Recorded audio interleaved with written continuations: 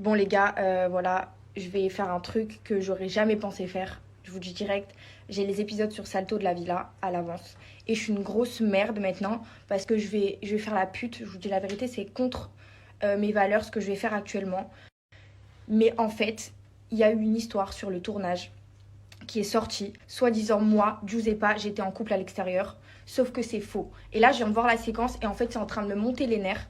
Voilà, parce qu'on me laisse même pas parler, on me laisse même pas le droit à la parole. Et Dieu sait que quand je suis arrivée sur ce tournage, j'étais à 100% sincère et que je n'avais personne à l'extérieur. Sauf qu'en fait, il y a un mec de l'extérieur qui a fait un coup monté. Voilà, et qui a clairement essayé de me faire sortir du programme et de l'aventure pour nuire en fait à moi. Et ça a fonctionné parce que j'ai décidé de partir parce que j'avais pas les mots et j'avais pas la force de pouvoir me justifier sur une histoire que je n'avais jamais fait. Je ne suis jamais rentrée en couple dans cette putain d'aventure, jamais de ma vie. Voilà, donc que les choses soient bien claires.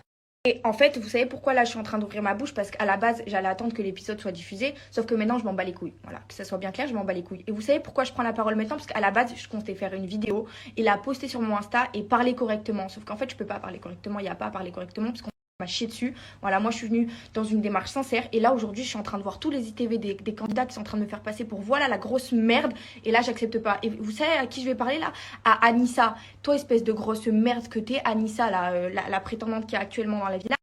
Elle a fait une séquence en disant Giuseppa, elle m'a dit dans la nuit qu'elle était en couple. Mais toi, t'es quel genre de petite pute en fait? T'es quel genre de petite merde?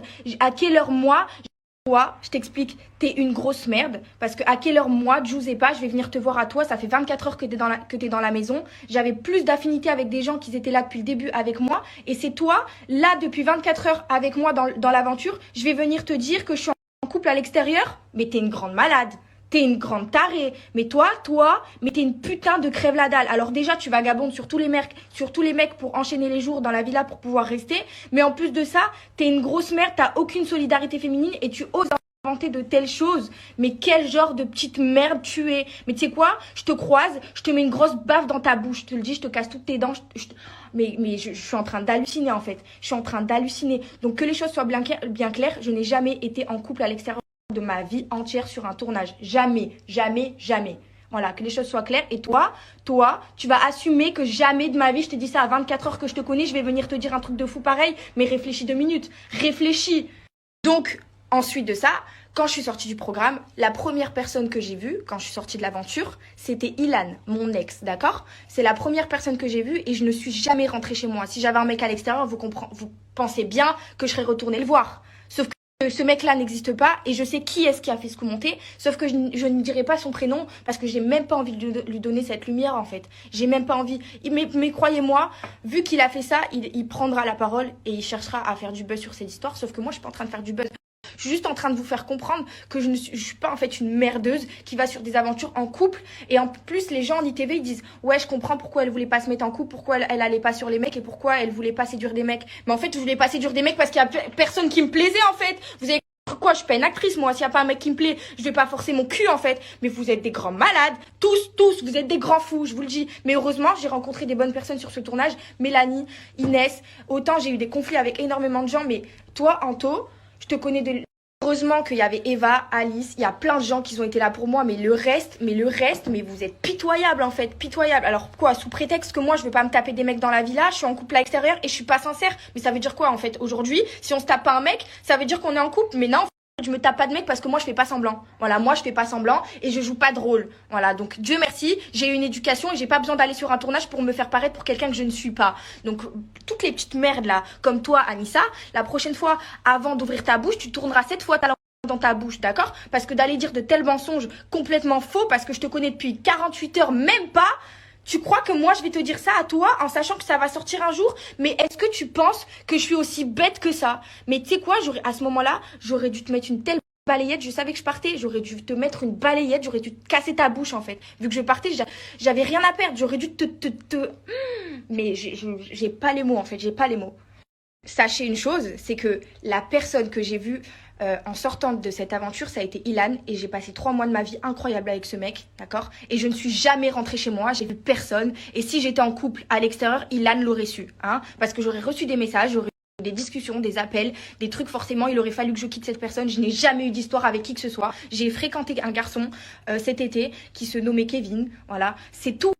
La personne qui a fait ce coup monté, en fait, soi-disant, j'étais en couple avec un mec qui s'appelait Thomas.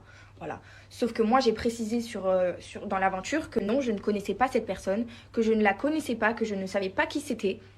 Et il n'y a eu aucune preuve, ni des photos de lui et moi, ni de messages, ni rien. Donc, aucune preuve. Donc déjà, la prod ont sorti ça en sachant que c'était basé sur aucun fait concret. Donc déjà, c'est complètement con.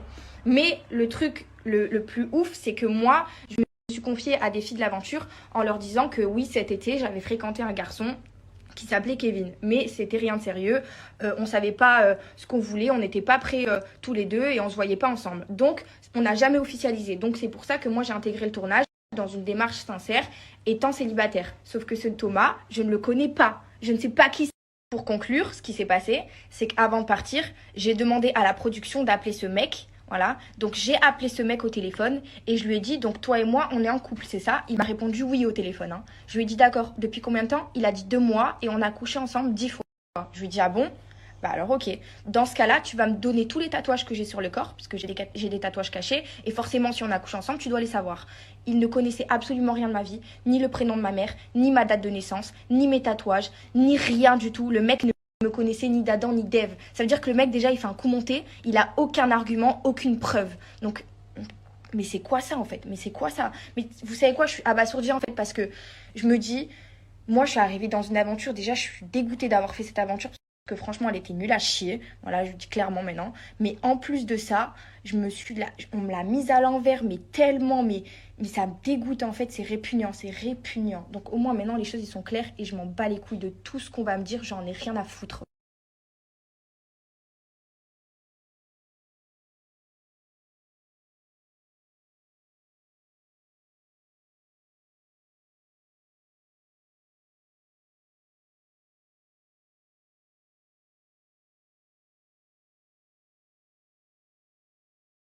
Déranger, déranger. Je sais que tu travailles et je sais que tu es très occupée. Et je voulais juste te dire que je regrettais beaucoup d'être partie, mais que je pense que tu as dû voir que toutes les preuves sont sorties sur le fait que je ne suis pas en couple et que c'était un coup monté contre moi. Et je voulais juste te dire que j'avais besoin d'entendre quelqu'un au téléphone. Même pas pour revenir ou pas, parce que je me dis que je suis encore jeune et que j'ai encore plein d'opportunités devant moi. Mais c'est vrai que j'avais besoin quand même de parler avec quelqu'un pour me dire qu'on avait confiance en moi et que je suis pas une mauvaise personne parce que je suis partie en me disant que tous les gens pensaient que j'étais une mauvaise personne et que j'étais pas sincère alors que c'est pas du tout le cas. Et j'ai quand même réussi à le prouver. Des gens l'ont prouvé pour moi. Mais c'est vrai que je me dis que je méritais pas ça.